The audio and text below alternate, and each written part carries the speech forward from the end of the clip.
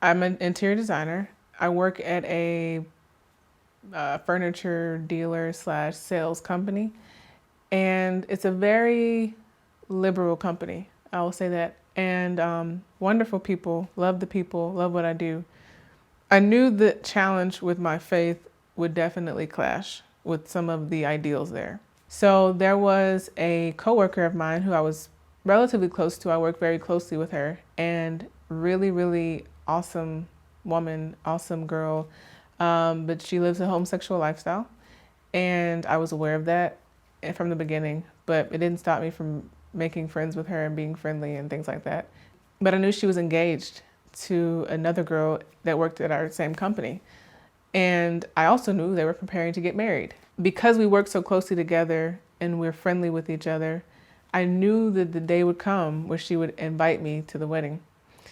And I dreaded this day because I'd grown to like her so much, and my heart really was just, I just like this girl. I like her.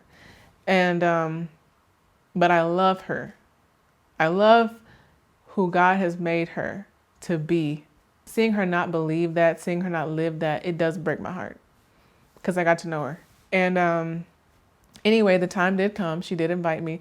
And it wasn't one of those situations where you send the card and say, are you coming, or yes or no? And I can just say no because I got plans.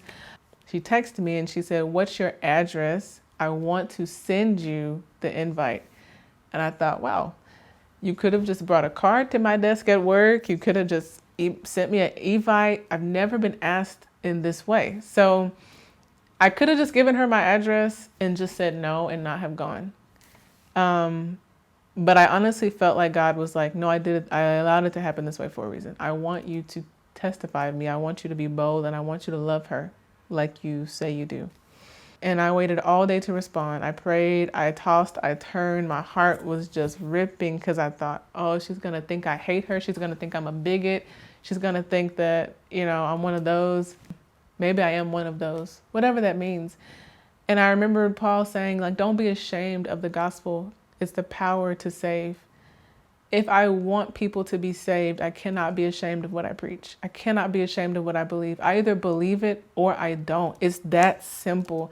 And I feel like for me, I had to wrestle with, I know you know this, but do you believe this? This is an opportunity.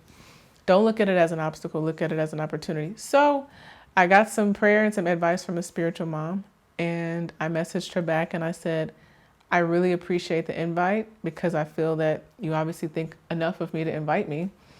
But respectfully, I'm going to have to decline because I'm a Christian. In my faith, I believe that the institution of marriage is of God, and that is for man and for woman. I believe the institution of marriage is for man and woman, not man and man, not woman and woman. And so my conviction wouldn't allow me to come. I bless you, and I would love to talk about this later if you would like to. If you have any questions, you can interrogate me. I'm an open book, but I respect you, and I wanted to be honest with you. And I just sat there. I threw the phone away. I ran out of the room because I was like, okay, you did it. Now hide. I'm dreading the next day at work. I'm dreading going to our morning meeting on Monday where I'm going to see her. I'm just like, God, can I quit? Can I leave now? Is this my exit? But she responded and she said, thanks for being honest or whatever. Again, it was just like a dagger. And I remember it was actually some time later in the same night because I began to pray for her. And she said, actually, I want to take you up on that offer. I want to talk to you more about this. I want to hear your side. She respected me. She knew I was genuine. I wasn't fake. She knew I was a Christian. But I also wasn't mean. I was approachable. And so I feel like I kind of knew this day was going to come. And so I began to prepare myself. Like, don't back down when the time comes, but still be someone of integrity, someone that's approachable, someone that is willing to reason with people. You don't have to be, people are human. Just talk to them and you'll be amazed at what a simple conversation will do. So we haven't had the conversation yet. This is fairly recent, but she did say that when things settle down, because she's very busy, that she would like for us to sit down and have a candid conversation because she wants to know why I believe what I believe. So it was challenging.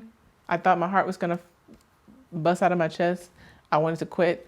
I was terrified. But I'm proud to be a Christian. That's nothing to be ashamed of because I know what Jesus did for me. And we didn't have the same lifestyle, but we both had lifestyles that would have landed us far away from Jesus. So the same way he saved me, I want him to save her. And I believe he can, and I believe he will. So there really is no such thing as a challenge in the Christian life. It's always an opportunity. And there's a scripture that it says, don't consider it strange when you have these various trials. Like, you're a Christian, you're a light, you're not supposed to be hidden. So it's not strange when something like this arises. Pray, bite your tongue, run around, burn off the energy, step up and represent Jesus and see somebody's life changed.